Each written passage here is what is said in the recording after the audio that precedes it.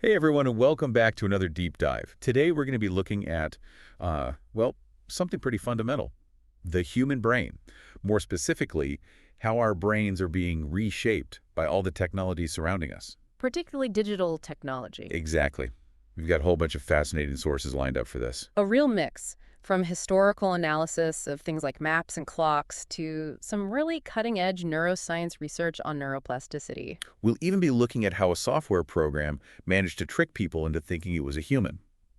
And get this, the surprising impact that early map making had on, well, the brains of our ancestors. It's going to be a fascinating journey through the history of technology and right into the heart of what makes us human, our brains. Ready to dive in? Let's go. One of the things that really struck me going through all this material was this anecdote about the philosopher Nietzsche.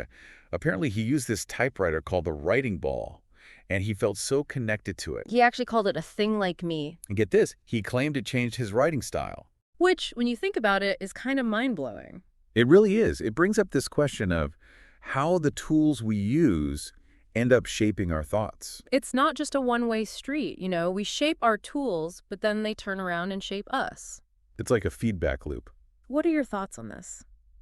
Well, honestly, it makes me wonder about all the ways that technology, especially something as pervasive as the internet, is impacting our own thinking today. It's a great question, and one that's at the heart of a lot of the research we'll be looking at in this deep dive. So where should we start unraveling this? I think the concept of neuroplasticity is absolutely crucial here. I've heard that term before. Right. But it's one of those things that's worth revisiting because it underpins so much of how our brains interact with the world and with technology. Okay, so remind me, neuroplasticity, that's... It's essentially the brain's ability to change, to rewire itself, really, based on our experiences and actions. It's constantly adapting, forming new connections, strengthening some pathways, and letting others fade. That's how we learn new skills, form memories. It's even how we recover from brain injuries. So if I'm understanding this correctly, every time we interact with a new tool or a new technology, our brains are literally changing in response. Exactly. And here's a fascinating example from the source material. Early map making.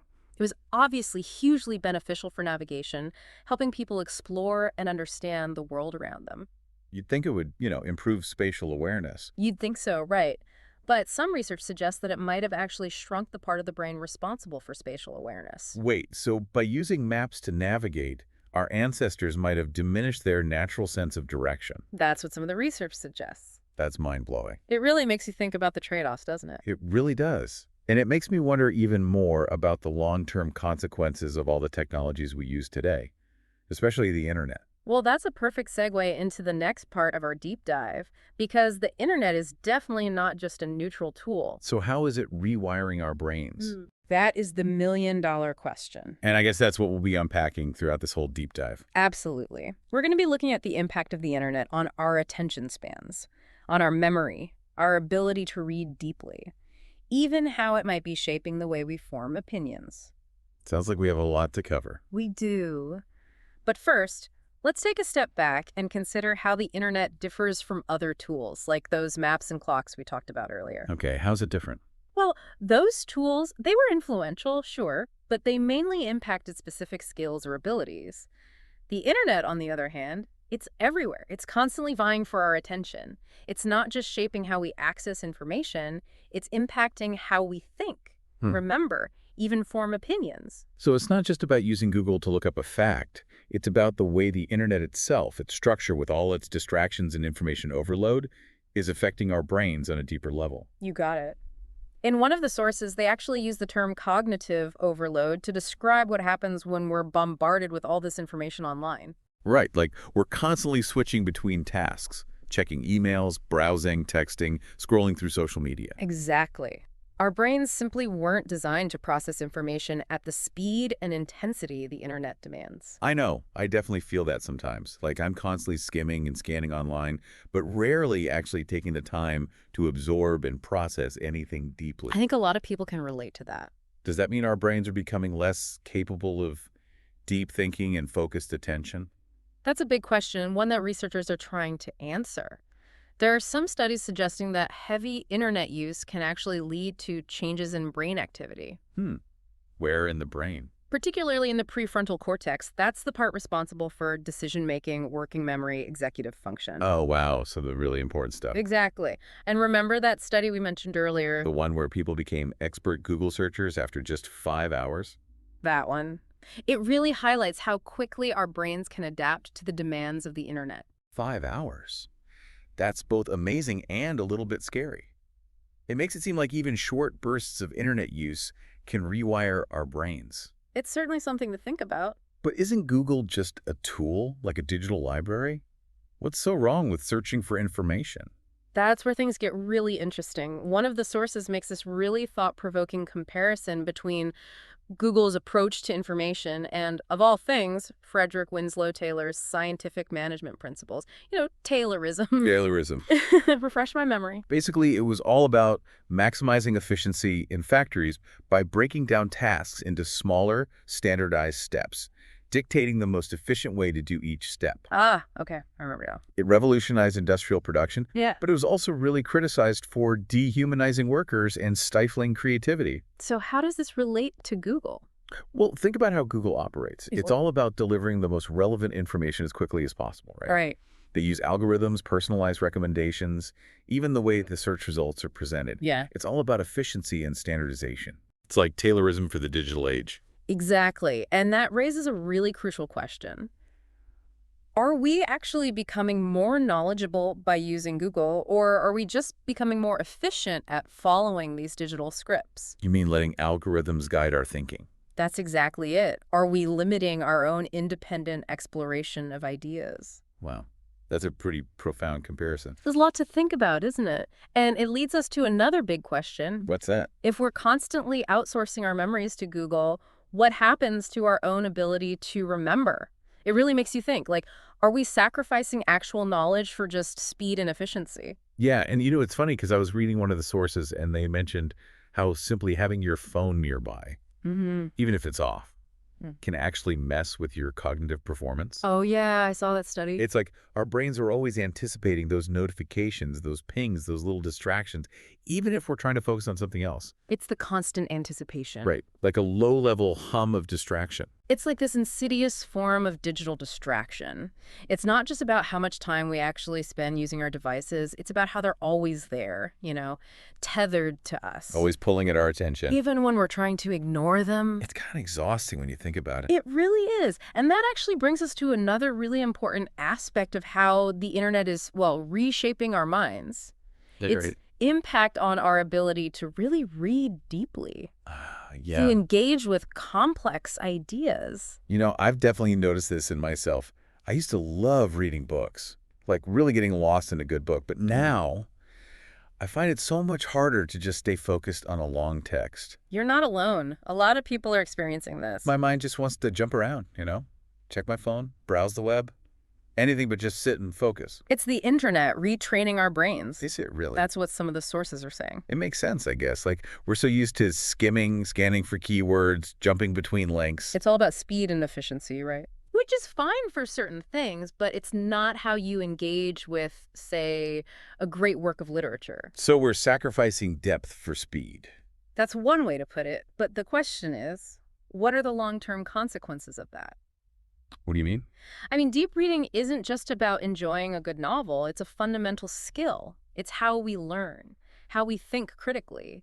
It's even how we develop empathy. Oh, wow. I never really thought about it that way. When we really engage with a complex text, we're forced to grapple with difficult ideas, to see different perspectives. You have to really focus, to concentrate. Exactly. It's like a mental workout. So by not reading deeply, we're kind of weakening those mental muscles. That's a good way to think about it. And those are the very muscles we need to navigate a complex world, to solve problems, to make informed decisions. It makes you wonder, if we're losing our ability to read deeply, are we also losing our ability to really understand each other, to have meaningful conversations, That's a really good point. And it's not just about reading either. What do you mean? Think about how the internet has changed the way we write.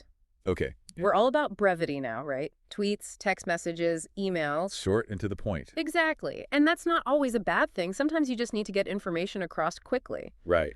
Yeah. But this kind of writing, it prioritizes speed and conciseness over nuance, complexity, and those kinds of things. Yeah, I see what you mean. It's harder to develop a sustained argument, to really delve into the intricacies of an issue. Hmm.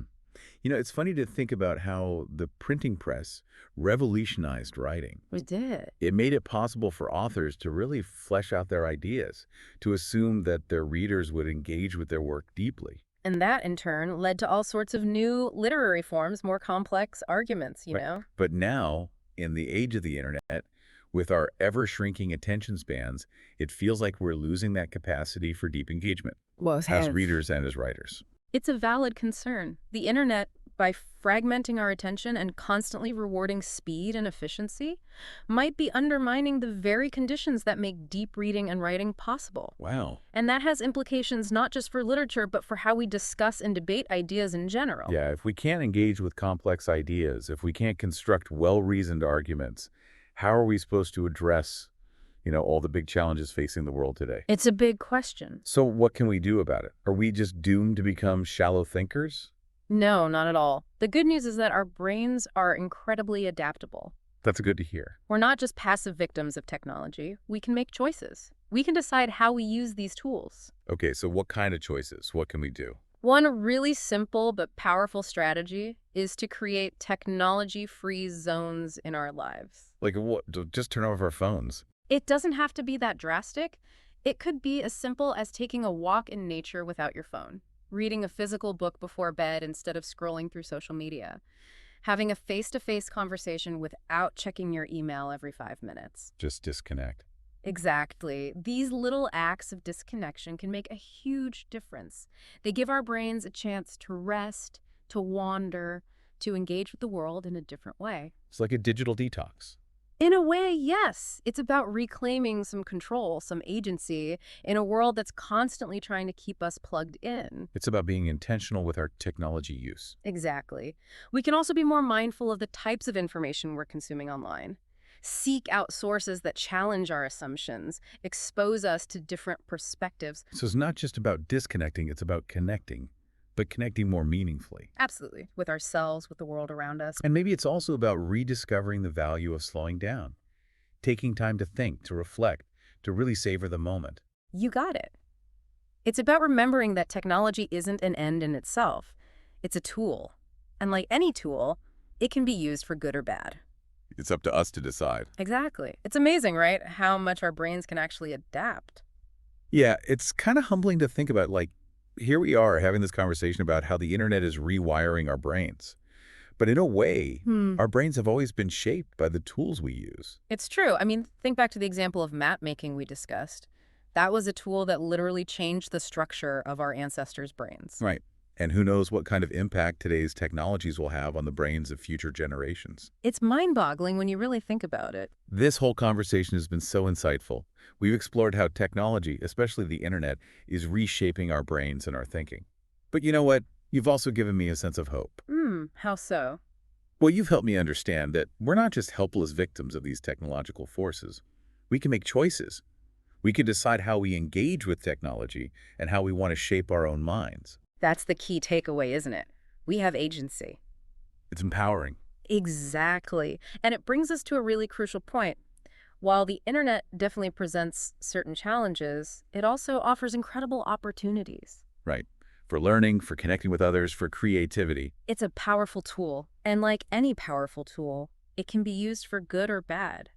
It all comes down to how we use it. That's right. We need to approach it with awareness, with intention, with a deep understanding of how it's impacting our minds. It's like we need a kind of cognitive hygiene for the digital age. I love that. Cognitive hygiene. It's a great way to put it. It's about being mindful of what we feed our minds, just like we're mindful of what we feed our bodies.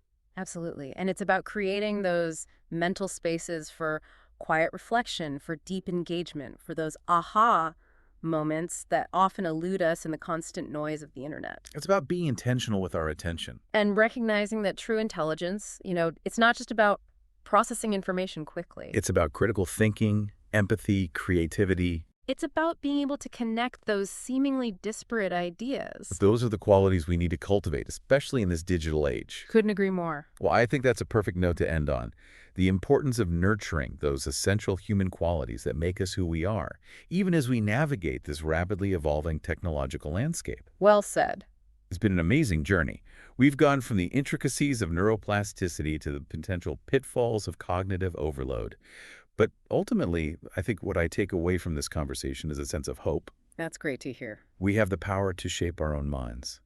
And maybe, just maybe, we can shape the future of human thought itself. It's been an absolute pleasure diving into these ideas with you, and I hope our listeners will walk away with a renewed sense of wonder, a little bit of caution, and above all, a deep appreciation for just how amazing and resilient the human mind truly is. Thank you so much for joining us today for this incredible deep dive into the world of technology and the human brain.